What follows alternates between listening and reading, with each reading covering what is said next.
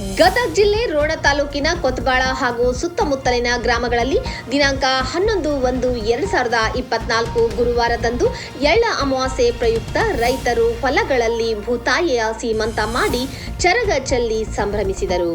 ಈ ಎಳ್ಳ ಅಮಾವಾಸ್ಯೆ ಎಂಬುದು ಎರೆನಾಡ ಮಂದಿಗೆ ಎಲ್ಲಿಲ್ಲದ ಸಂಭ್ರಮವನ್ನು ಹೊತ್ತು ತರುತ್ತದೆ. ತರತರಹದ ಸಿಹಿ ತಿನಿಸುಗಳ ಜೊತೆಗೆ ತರತರಹದ ತರಕಾರಿಗಳಿಂದ ಕೂಡಿದ ವಿವಿಧ ಖಾದ್ಯಗಳು, ರೊಟ್ಟಿಗಳು, ವಿವಿಧ ಚಟ್ನಿಗಳನ್ನು ತಯಾರಿಸಿ ಬುತ್ತಿ ಕಟ್ಟಿಕೊಂಡು ಹೊಲಕ್ಕೆ ಹೋಗಿ ಭೂತಾಯಿ ಮತ್ತು ಬನ್ನಿಯ ಮರಕ್ಕೆ ಪೂಜೆ ಮಾಡಿ ನೈವೇದ್ಯ ಅರ್ಪಿಸಿ ಚರಗ ಚೆಲ್ಲುವುದು ವಾಡಿಕೆ. ಹುಲ್ಲುಲ್ಗೋ ಚಲಾಂಬ್ರಿಗೋ ಕಣಕಲ್ಲ ರಾಶಿ ಮೊಣಕಾಲಿಗೆ ಬಂದಿತ್ತು ಹಾಗೂ ಮಹಾಂತ ಮಲ್ಲಯ್ಯ ಹುಲುಸು ಕೊಡಯ್ಯ ಎಂದೆನ್ನುತ್ತಾ ಹೊಲದಲ್ಲಿ ಚರಗ ಚೆಲ್ಲುವುದರಿಂದ ಚೆಲ್ಲಿದ ಆಹಾರವನ್ನು ತಿನ್ನಲು ಬಂದ ಪಕ್ಷಿಗಳು ಹೊಲದಲ್ಲಿಯ ಕೀಟಗಳನ್ನು ತಿಂದು ಬೆಳೆ ರಕ್ಷಿಸುತ್ತವೆ ಎಂಬ ವೈಜ್ಞಾನಿಕ ಹಿನ್ನೆಲೆಯಲ್ಲಿ ಈ ಒಂದು ಚರಗ ಚೆಲ್ಲುವ ಸಂಪ್ರದಾಯಕ್ಕೆ ತನ್ನದೇ ಆದ ವೈಶಿಷ್ಟ್ಯತೆಯುಂಟು.